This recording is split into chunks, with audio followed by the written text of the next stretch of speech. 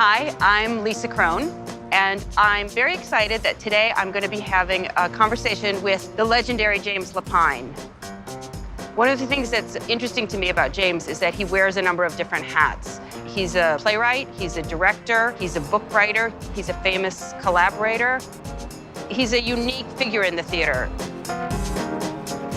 When I was asked if I would do this interview, I leapt at the chance because among James's long list of extraordinary credits is Sunday in the Park with George, which is one of my favorite musicals of all time, and it's a musical that I've spent a lot of time listening to and thinking about. And one of the things that's so amazing about James is that is just like a tiny portion of an incredible body of work. So I'm very excited to see what's inside that great theater brain.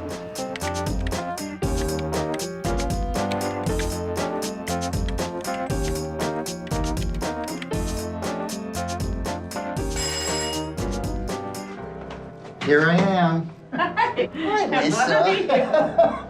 Welcome. I'm dying to see all this memorabilia. I've heard tell. Yeah. Would you like a cup of coffee? Were you a big reader of plays? No, I was not a scholar. I didn't read books growing up. I sat in front of the TV. Me too. Like a good Midwestern boy. Yeah, me too. Me too. And we did have an encyclopedia, though. And I used to read the encyclopedia. Really? I don't know why. I'd just pick it up and read. They were oddball amazing things. encyclopedias. Yeah. And you just leaf through it and see pictures and, oh, God, I had a photo. I don't know whatever happened to it of me playing Jack and Jack and the Beanstalk. And somebody sent it to me once, and I think I put it in a frame. Yeah, it's right there. It's But really, you know, this is a treasure. I had no recollection of it. That's me. Until I did Into the Woods, and then somebody from Mansfield hunted this up and sent it to me. That's amazing. And the cast of Jack and the Giant, presented by the Mansfield Children's Theater in South Park last night. Left is Tom Huffman the Giant, of course, the largest person in our grade, and Jamie Lapine. Oh, that's what I went by, Jamie. who has the other title role. Let me look at these posters. Yes, ma'am. This is really extraordinary. See, you know, this is, I can barely even talk about what this show means to me. It's just, I could start to cry. It's so amazing. All right. It's the very unusual thing of a play about art making. And it's so difficult to represent art making. And also, what's interesting to an audience about an artist's process. Right. It's not, you know, an artist feels like they're going to die when they're making something, but they're not going to die. So how do you make an audience care about it? Often, yeah. Do you not feel like that? Never, no. That's so interesting. That's so interesting that you work at such depth, but you don't feel that.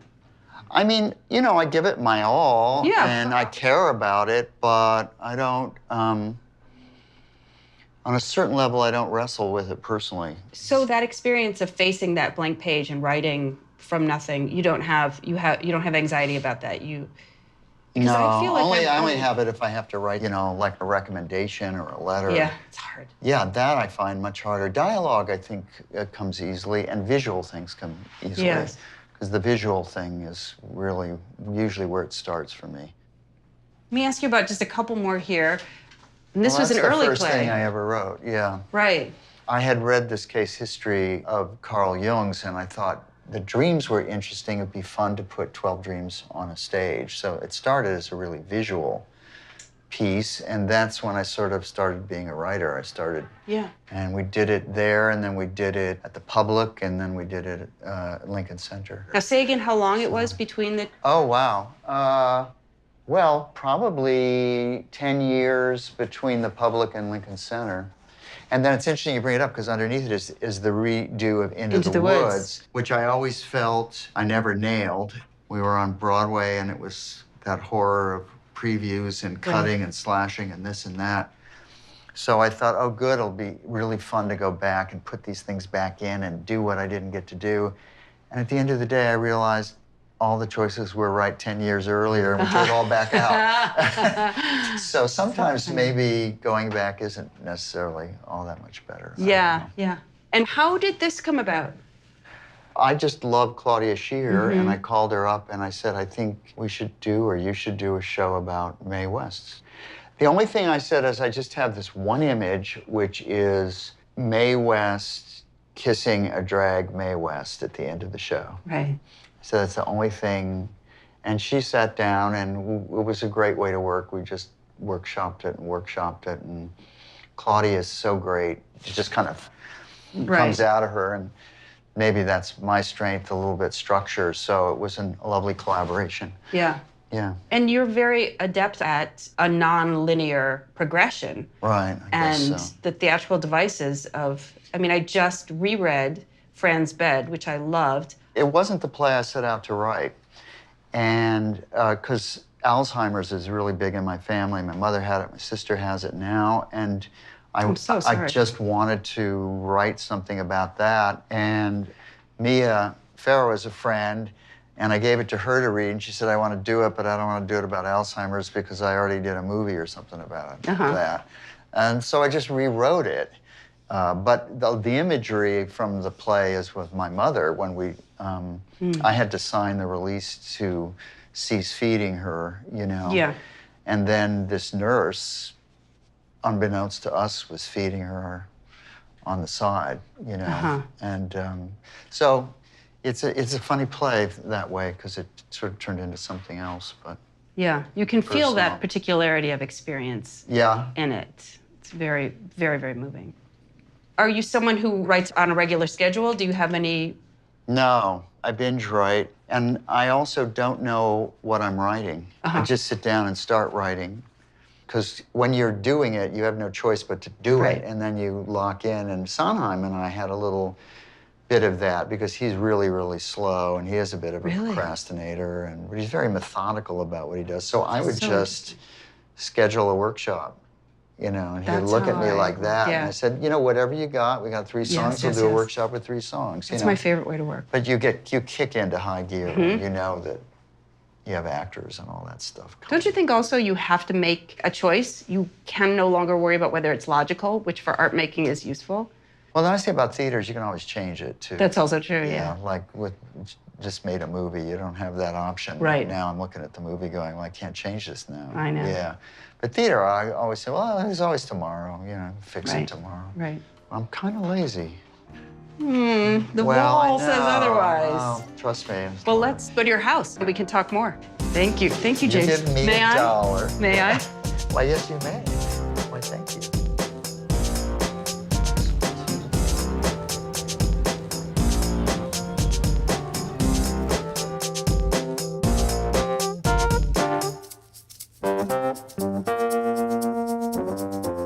So I'm very interested in how you started. Do you still make visual art? Do you still do design? No, you know, I took Thank you. pottery for a while. I take weird things. I took printmaking and pottery. I go off and... You're like a suburban housewife. I am. It was me and the suburban housewife. I bet. But New York suburban housewife. It's true, That's actually. so great. So there's this kind of mysterious biography where there's this leap, right? I started at Franklin and Marshall, a little liberal arts school, majored in history, Middle Eastern history. But I had taken up photography in college, so I applied to graduate school at Cal Arts in photography. So I ended up getting a master's there in photography and graphic design. I love the darkroom. That's what I mean, I love taking pictures, but I loved that, like taking a picture and then going to the dark room, smoking a joint, developing the film, printing the pictures, you know, that instantaneous, you know, way of capturing something and then making it real, I loved. And then I ended up working on a magazine, Yale Theater, which was out of the Yale School of Drama, and a fellow I went to college with passed my name along to the editors, and I sort of threw a portfolio together, and they hired me to do the magazine. So I did it freelance for a year, and then Brustein loved the way the magazine looked and invited me up to the Yale School of Drama to design all the graphics for the Yale rep and teach a class in design. I think I learned a lot about theater from editing that magazine because I was reading plays all the time to typeset them and figure out what I wanted them to look like in the magazine and reading essays on theater. And then when I went to the school to work, Brustein had this thing, it made everybody do something outside their own area. So if you were a playwriting student, you'd have to act, or you'd have to build the set, or so, and the teachers too, and my design students said you should direct a play. Because I had been interested in avant-garde theater. So I said, get me a play. They got me this little Gertrude Stein play, and we put it up in the little theater downtown New Haven, and people liked it, and somebody said, you should do it in New York. And so we got this loft in Soho, literally put it, this Mickey and Judy put on a show. We put up signs for actors, you know? Wow. Just people off the street came to be in it, and then somebody else said, I want you to do something at our theater, and then suddenly I was like a director. You're a director. Yeah, so that's how it started. Did you have a conscious sense that you were, did you feel like something was lit on fire? No, I tried to get Brustein to, I told him I wanted to teach a course to directors, because they were always teaching directors text analysis, and I said, you need to teach them how to see, you know. I'd love to teach a course to a director how to see. I thought that knowing the way the eye sees is so important for directors, and it didn't seem like anybody was teaching that at the time. But no, I didn't have a fire lit under me. I just thought it was kind of wacky and seemed odd that all these people were paying all this money to learn how to be a director, and I did it once and won an Obie Award. So you then, the next thing, what did you do after photograph? I did the 12 Dreams, which was... And you wrote that? I wrote that, but it was pretty much a visual piece the first time I did it. Okay, so this is so interesting to me that you come from design. Right. And you became a director and a writer and not a designer. Well, that's a craft that I didn't have the skills for. I mean, you were a different kind of designer already.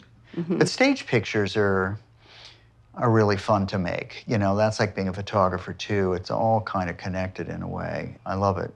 Are you thinking more about the pictures, or are you thinking about the potential for movement? Well, I think you allow yourself to have anything in terms of movement if you can. I always try to have escape hatches all around, so if I change my mind, I'm not stuck. I learned that the hard way. But I think about using the whole stage.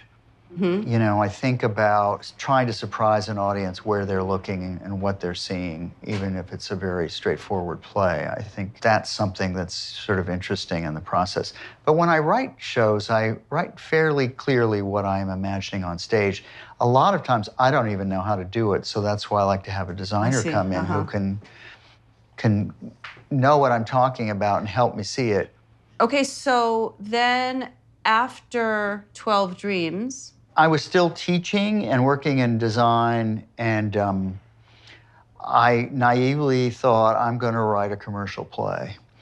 I went off to a writer's colony, and I wrote this play, Table Settings, which ended up being the way I went from being a designer to working in the theater, because it did run for a while, and I was able to make money. And were you conscious of this shift to being a writer?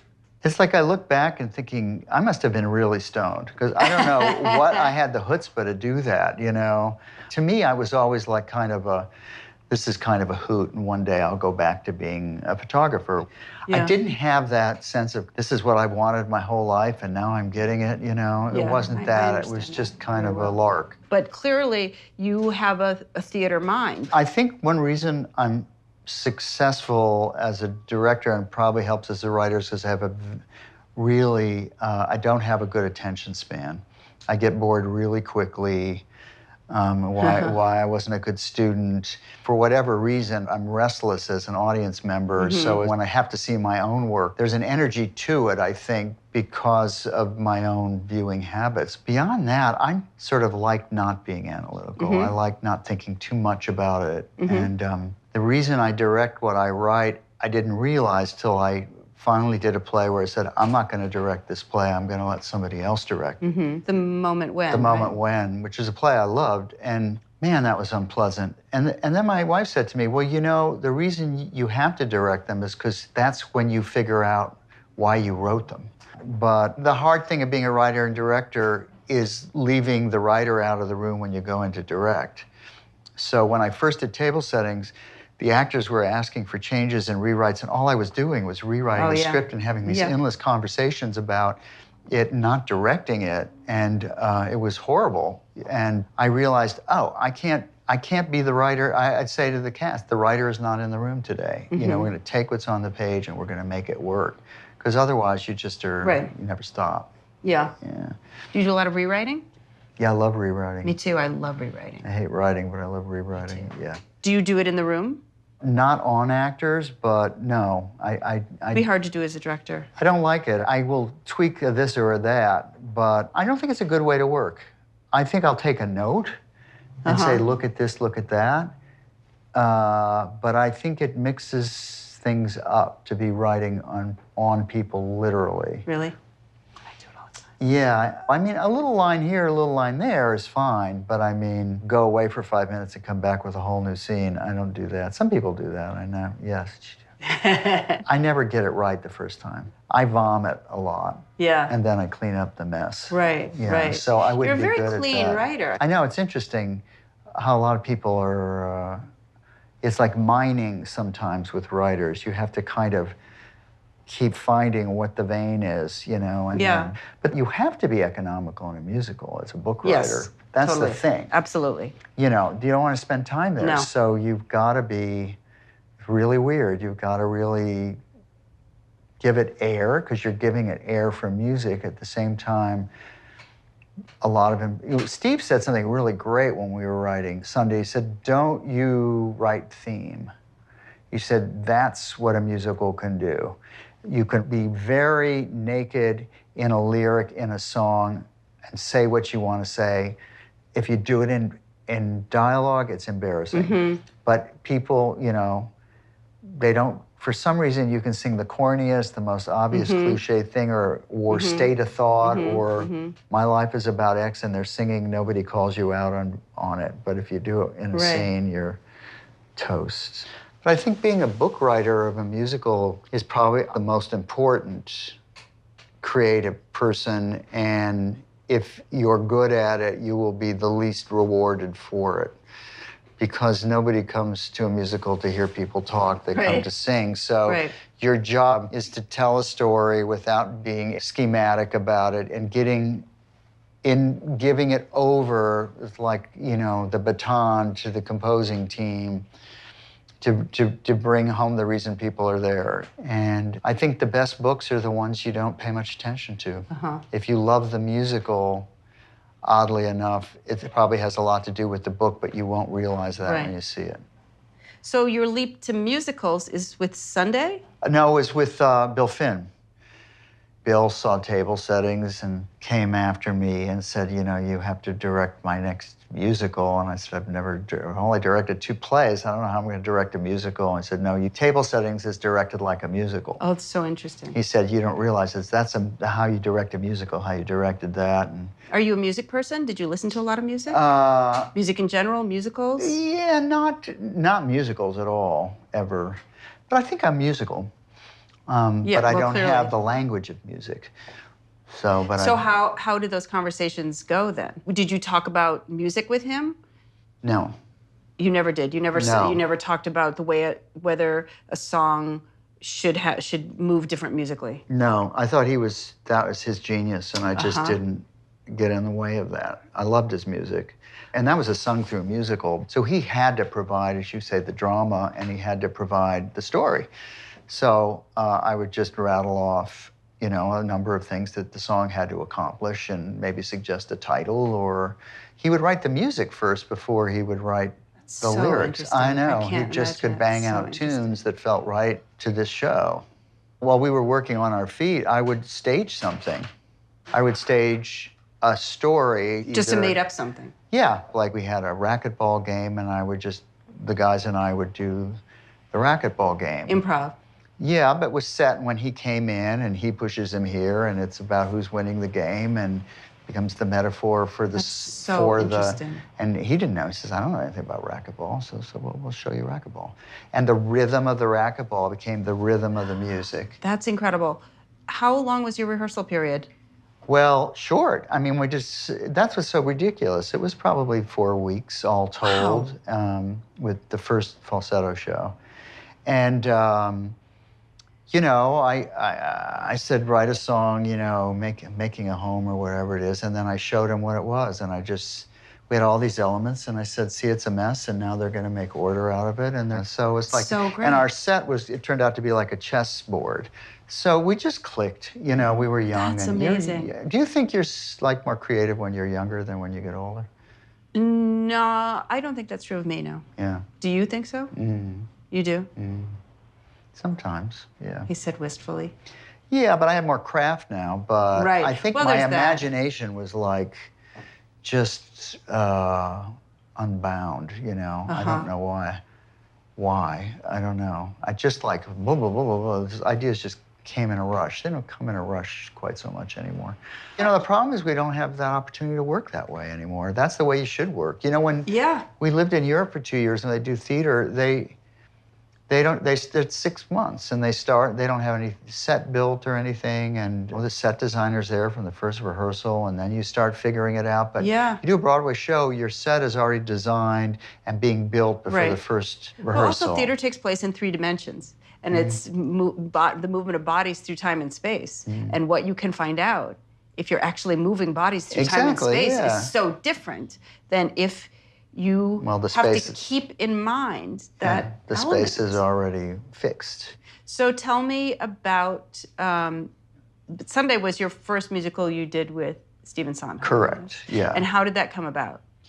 I had another show I wanted to do that was an adaptation of A Cool Million. Right. And first person I went to was Randy Newman. So I went out and I talked to Randy Newman about it, and he told me it was too dark, which is pretty funny when you think of Randy Newman saying it's too dark. It does seem like he'd be a good match for that material. Yeah, and then I was talking to Stephen Graham, who was somebody who produced table settings, and he was in an office with Broadway producer, and said, what about Stephen Sondheim? I said, like, that's gonna happen, you know? But he called up Steve Sondheim, and I knew that he had come and seen a couple of my plays, so we got together, and he read it, and he said it wasn't for him because it was too much like Candide, but he had just had Merrily We Roll Along, which kind of didn't do well and closed quickly, and he was sort of down in the dumps about that, and it was quite a bad time for him. If you have any other ideas, let's talk about it.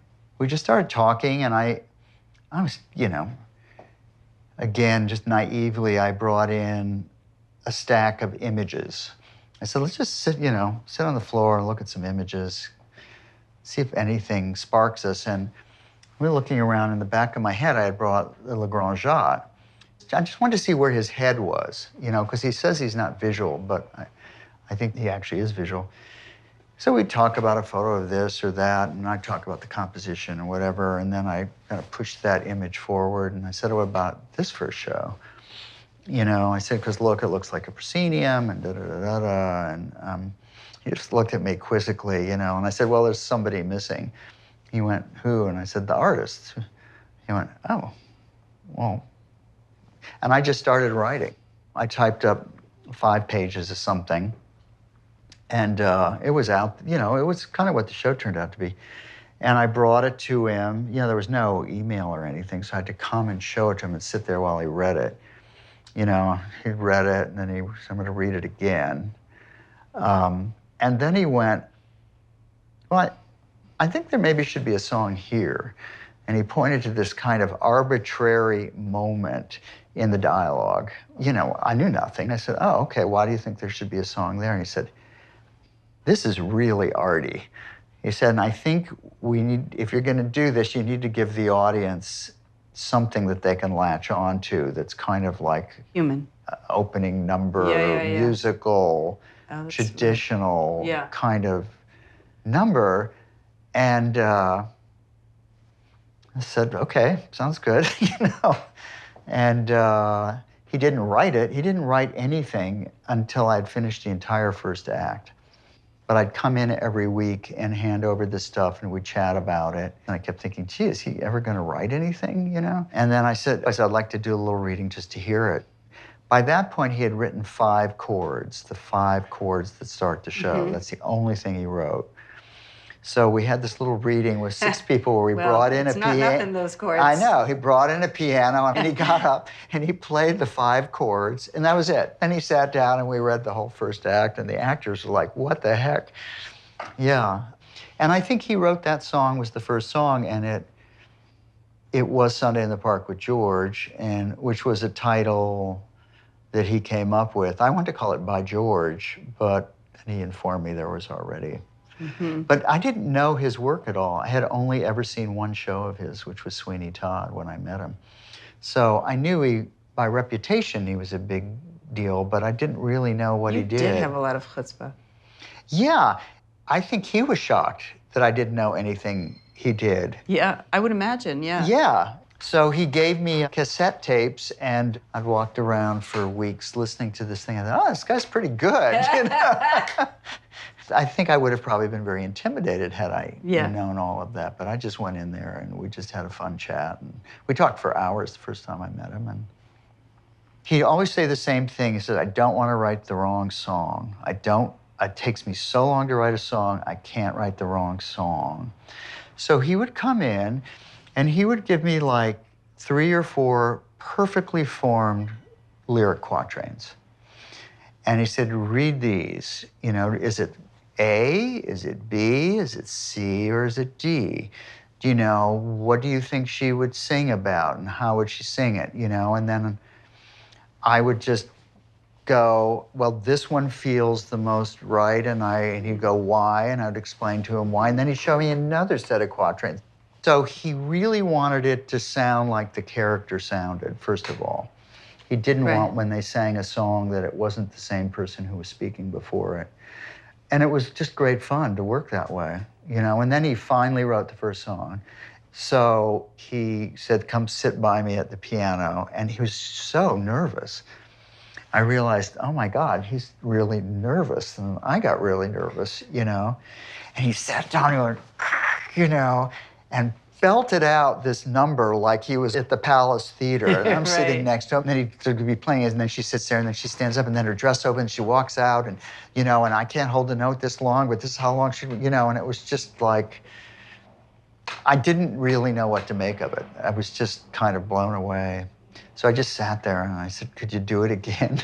You know, and he did it again. I think we did it 3 times. And was it as it ended up in the musical? Exactly. That's amazing. With every stage direction in it. You know, he writes every stage direction in his lyrics. So that wasn't taken from the book? It was taken from the book, but in the song itself, she twitches here, she does that there, she looks there. You know, that's all in the music. Yeah.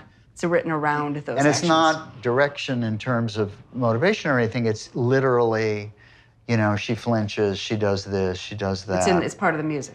Yeah, it's in the music as well. Yeah, and all those 5 chords, of course, become the basis of the score. Yeah. I think for him, once he could get more and more into it, then the faster he moved, you know. So you wrote the sort of a treatment for it very quickly, so that no treatment. No, but the 5 pages you wrote for him. That was the script. It was the script. First 5 pages of the script. I see. No, I didn't tell him where it was going, and I didn't know where it was going. I said, I just know the end of the first act will be the painting. And then I came in with a chart. I had done an overlay on the painting, and then I started creating all the characters, and I had arrows. I said, this one's going to be this one, this one's going to be... And you just followed your instincts. It wasn't like you thought about it and thought, I didn't here's a read story. anything about the painting, and I didn't read anything about Seurat. I didn't want to know. I just wanted to work off the visual image. And then after I finished it, I went and read about Seurat. And it was creepy how much I had inferred from the painting who the painter was. You know? I mean, it's the thing that is very fascinating to me about you that's a little bit mysterious, which is to come from design and then go to being a writer of essentially emotionally driven human stories. And then also that painting, which is so flat. It's not a painting. You don't feel the humanity of those people. No. And then to make just a ravishingly human story out of that. But he was not human in a way, you know? No. And when But I'm just talking about that relationship in you between those 2 things, between the abstraction of design being the catalyst, both in terms of your career as a whole and in that piece, to something that is all about seeing, I guess. Human emotion. I don't know. I don't know where it comes from. How would you characterize yourself as a writer? Do you feel like you have abiding questions, either thematic or formal, that you continue to work Well, I always through? try to write one sentence out when I'm writing, particularly once I get going and I have I won't call it a hook, but an intention for that play. I write it out. So when I'm writing, I'll always ask myself, is this in service of that idea? Yeah. You know, so I really believe in the ineffable. You know, I'm like a Jungian. That's why I like 12 Dreams. I really believe like there's all this stuff there, and if you can get into a fugue state, it'll all just come out onto the page. You know, music is the emotional hook in a musical. I mean, when you're writing a play, it's a different thing, but it's really his or her job to bring them, you know, because music is ineffable, and I think that's what moves people. You know, they may be moved by a lyric, but let's be honest, they're being moved by the expression of emotion in music. Yeah, for sure. And, you know, what I learned from Sondheim is what should sing and what shouldn't, and, you know, what are we accomplishing in each song, not just in what it is, but what is it doing in the whole. And I think we should talk about adaptation, because I think it's very key to what we're seeing today, a lot of is not everything should be a musical. Right. And that's number one. And he would say that a lot about Sunday, I'm not sure it's a musical. I'm not sure it's a musical. You know, but I think what got him into the musical aspect is the pointillism is almost music, because it's a rhythm that he's doing as a painter that I think got Steve really hooked in the idea of this man, actually, that's his music in a way, painting. I could picture that would be a hook for him as a composer. But I would venture that the thing that makes Sunday a musical is that its main character is a person who is alienated from the deep well of emotion that he possesses, and that music carries that emotion. And that's the function of music, and that's why that musical is so moving. Well, it feels like an outsider too, and maybe all artists to some degree are observers. You'd have to be an observer to be a writer, because it puts you automatically on the outside. That's why I like being a photographer, because it was my entry into the world. I could go anywhere with the camera, and it gave me an excuse to be there.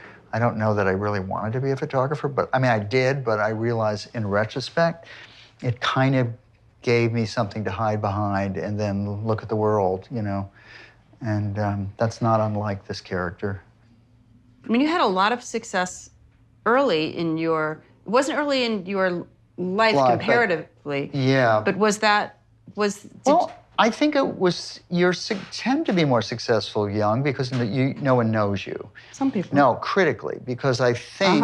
You get the benefit of the doubt. Exactly. They don't know you. A critic's job is to discover talent, and I think it's fun when they get to do it, and so if they see somebody who's got something going on, they'll let a lot of things slide. I remember an artist friend of mine coming up to me after Sunday and just saying, well, now everything will be compared to this. Yeah. You know, it's like, oh, that's hard. Yay. Yeah. But after I had these successes and then did this Shakespeare show that did not get great reviews, I was sure that Sondheim... Is that the Midsummer? Yeah, I was sure Sondheim would bail on me, and he'd come to see it, but he just called up the next day, and when he said, come on over and see my bad reviews, it made me realize as a younger person in the business that there's just a long history of shows that were good that didn't get well received, lousy shows that got well received and have disappeared. And I think Sondheim shows in particular are ones that have had longer lives than others, even though they had very short lives when they were first opened. So I think when I stopped reading reviews after that one, I thought, this is too painful. And I always ask about them. I want to know about them. I know when they're not good. I know when, obviously, you know when a show is not successful. And in a way, it's good, because then you realize, well, I can't be doing it for that. Yes. You know, God That's knows true. I'm not going to be doing it for that, so you have another reason why you do it. Yeah. And I went away and I did movies for a while, and I thought movies were what I wanted to do anyway, not theater. I actually did that little play at Yale just so I could learn to work with actors, because I thought I'd like to be a movie director, and that's how I would learn. And do you still feel that way? I mean, you're still doing movies. Do you? No, I still, every time I do a movie, I'm glad to come back to the theater. What's the difference between writing for film and and directing for film and doing those things in the theater? In theater, you always have tomorrow, you know. In film, you don't. You're in that set, you're in that moment, Right. You've got to get it. And you have that pressure of making sure you got what you need, and you have to see everything. You can't really... And when I'm directing stage, sometimes I kind of space out, you know, as a director. I'm there, I'm smiling, but inside I'm somewhere else. You're confined on the stage, you know, and I think... my wife and I are always talking about this because she's a screenwriter, Yeah. and she's saying I couldn't write for the stage. And I said, you can. You know, you're worrying too much. A creative person will be able to go to 100 locations if they need to. But you know, she just doesn't think that way. And you know, in a screenplay, you write a scene, if it's 2 pages, it's good size. Right. You know, whereas on the stage, you don't write a 2-page scene because it's a scene and it's probably got to be 10 or 15 or whatever. So I think you do get in, you can be more expansive in the theater than in film. And also, you know, theater is a writer's medium, which is great. If you weren't a writer and director, what would you be? My mother was very concerned because I was not a great student and didn't have focus, and she made me, I remember, take a aptitude test to see what I would be good at. And the only thing that I scored high on was to be an efficiency expert. Oh my God, that's hilarious. But in a way, as a director, you sort that's of true. are an That is efficiency exactly expert. right. That is yeah, exactly so right. in some funny, odd kind of way. Well, it is very fortunate for all of us And for me. who love theater Oh, well, that I'm lucky. this I'm is the way really you lucky. chose to live out that destiny. I feel like it chose me more than I chose it.